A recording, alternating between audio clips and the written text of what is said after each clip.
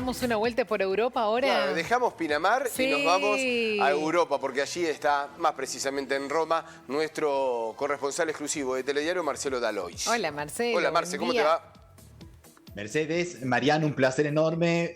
Feliz comienzo de semana tras este fin de semana largo por allí en Argentina. ¿Cómo andamos? Muy buenos días, un gustazo. Muy bien, Buenos bueno, días, muchas Marcelo. gracias. Muy bien, muy bien. Un Bueno, placer tenerte como siempre. ¿Seguís en manguita, Igualmente. seguís en camisita? Sí. Porque sigue el calor por allá. Impresionante. Terrible. Han pasado 13 minutitos de las 3 de la tarde aquí en Italia y en Roma, donde nos encontramos. La temperatura es de 37 grados centígrados con una térmica de 40, como Ay, podrán ya imaginarse, ¿no se es cierto? Con un sol que te siente. pega en la nuca. Sí, No es una situación solamente nuestra, italiana, sino también de otros países europeos. Recién antes de salir al aire con ustedes veía imágenes de Francia. En Francia, por ejemplo, 4 departamentos se encuentran en alerta roja por estas altas temperaturas. Para hoy se prevé el pico de esta tremenda ola de calor, queridos amigos, particularmente tardía, ¿no es cierto?, para la temporada de verano en la cual nos encontramos. Porque si vamos a ver el caso, nos falta mucho para que arranque el otoño en esta parte del mundo, ¿no es cierto? Un mes. Sí. Estamos viendo las imágenes de Francia, así es, efectivamente. Sin embargo, desde hace 3 días en este país europeo las temperaturas no bajan de los 30 grados y las noches son realmente insoportables, ¿no? Acá en Italia, bueno, recién les comentaba la temperatura que tenemos en Roma, pero hay 16 ciudades en alerta roja por estas altas temperaturas. Hay una hermosa isla en el centro de Italia, cerca de la costa de la Toscana, cuya capital es Florencia, que es la isla de Elba. Bueno, esta mañana han tenido que evacuar a 700 personas por un incendio que allí se ha desatado, incendio que también está afectando Grecia, con decirles, digamos que han tenido que evacuar un entero hospital y desgraciadamente, a causa de los incendios que está afectando Grecia, han encontrado carbonizado 18 cuerpos pertenecientes a refugiados que estaban escondidos en diferentes bosques, ¿no es cierto? Una buena noticia hay, en cambio, respecto a los incendios en Tenerife, en las Islas Canarias, donde parece ser que ya están controlando este fuego, pero que ha afectado a 15.000 hectáreas de esta hermosa isla del corazón del Atlántico que pertenece a España. Así que bueno, esperemos lo mejor y después para que no hablemos de cambio climático todos los días, ¿no es cierto, Mercedes, Mariano? Sí, exactamente. Bueno, acá lo que hemos vivido, ¿no? En este lado, con los incendios forestales que recién repasábamos, temperaturas de 30 y pico grados en pleno invierno, con el viento sonda afectando. Con una lluvia que no llega. Bueno, Sí. viste, como un combo que no está ayudando mucho en muchos sectores del país. Bueno, la situación que hay que tenerla en cuenta porque está marcando, ¿no? Estas anomalías en cuanto a temperaturas y el tiempo que se da no solamente aquí, sino también allí en Europa, como lo estaba marcando Marcelo. Marce, siempre nos gusta aprovechar que estás con nosotros y te vamos cambiando de tema, pero hablemos del Papa.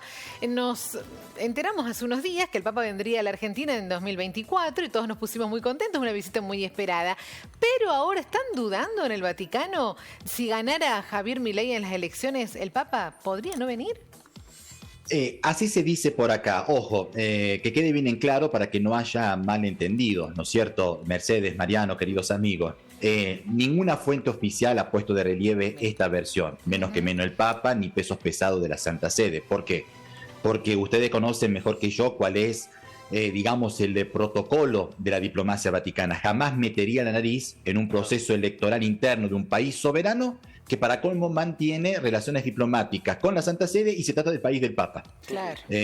Nadie se tomaría el atrevimiento de realizar una opinión respecto al proceso electoral.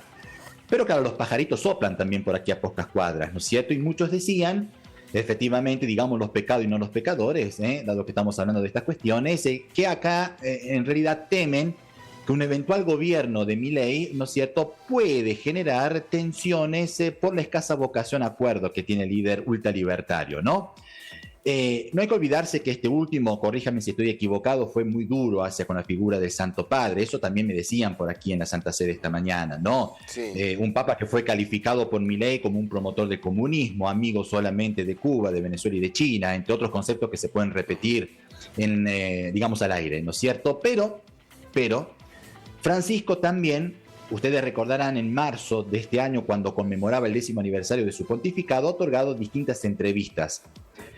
Y claro, se ve que a muchos le ha caído mal en determinados sectores de este movimiento, La Libertad Avanza, ¿no es cierto?, las declaraciones que hizo el Papa, porque él le supo aconsejar un libro, Síndrome 1933, de un tal Hinsberg de apellido, con la G de gato. Y en ese libro, entre un renglón y el otro, se describe el contexto en el cual se encontraba Alemania cuando surgió el nazismo. Claro. No sé si me explico. Palabras textuales del Papa, no de Marcelo D'Aloisio. Emparentando también, ¿no?, con esa situación. ¿Perdón? Digo que por ahí se emparenta también con esa situación, en esa lectura entre líneas que algunos hacen, ¿no?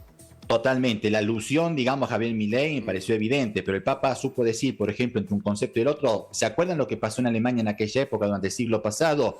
Se produjo, digamos, el ascenso de un político, decía Francisco, ¿no?, que hablaba lindo, ¿no es cierto?, que sedujo a la gente, y la gente decidió, bueno, probemos con este último a ver cómo nos va. Y fíjense ustedes cómo le fue a Alemania, digamos, y a toda Europa, con un tal Adolfito Hitler, lo calificó Francisco, ¿no es cierto?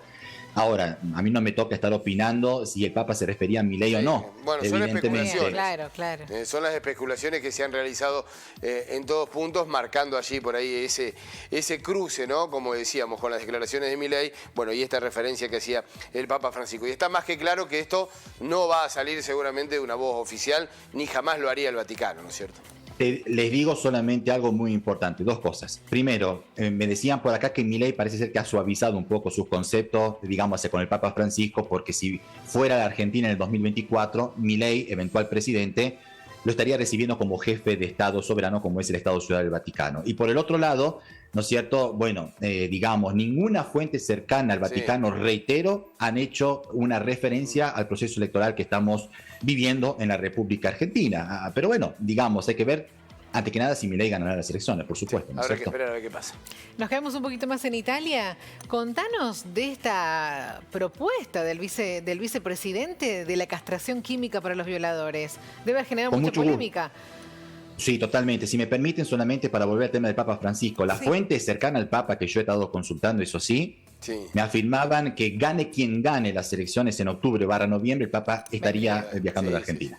Que quede bien en claro eso, ¿no es cierto? Y con respecto a lo que vos me consultabas, Mercedes, sí, absolutamente. Hay una polémica enorme porque hubo un caso policial que ha conmocionado toda Italia. Resulta ser que 7 jovencitos, como para poder calificarlo de una manera televisiva, ¿no es cierto?, se aprovecharon de una chica en la ciudad de Palermo, que es la capital de la isla de Sicilia.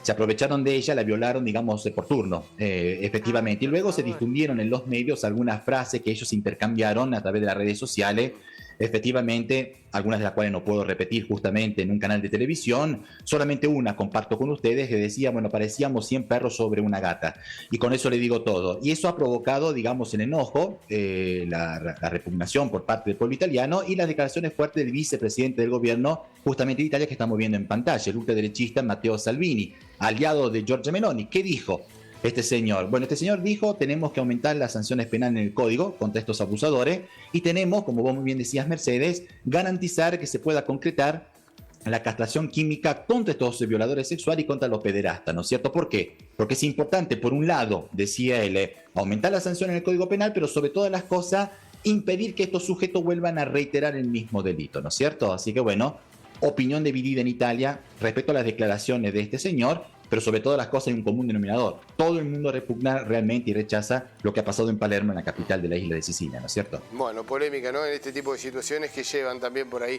a tomar este tipo de declaraciones o propuestas que también generan mucha polémica, situaciones aberrantes, por cierto, que hemos tenido la posibilidad, ¿no?, de ver aquí también en nuestro país. Terrible. Marcelo, muchas gracias como siempre por el contacto. Un abrazo.